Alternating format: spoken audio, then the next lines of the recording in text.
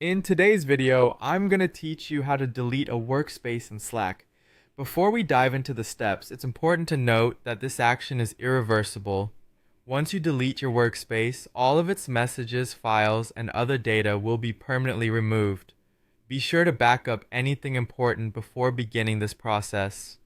To get started, open your web browser and go to Slack's website. Log in using the credentials for the workspace you wish to delete. Once you're inside Slack, look towards the top left corner of your screen. Here you'll see a drop-down arrow next to the name of your workspace. Click on this arrow to open a menu with more options.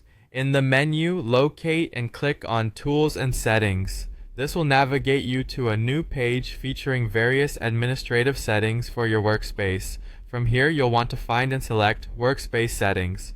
Now, you'll see several options related to the management of your workspace. Scroll through these options until you find Delete Workspace. It's crucial to ensure you're in the correct workspace settings, as this action cannot be undone. Once you've located Delete Workspace, click on it. A warning will appear, reminding you that all of your workspace's messages and files will be permanently deleted.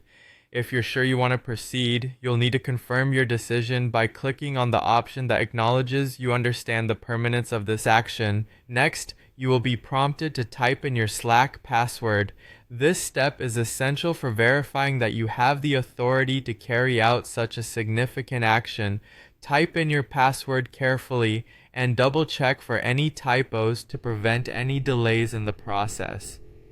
Having confirmed your password, you'll be faced with one final step: clicking on the button labeled Yes, Delete My Workspace.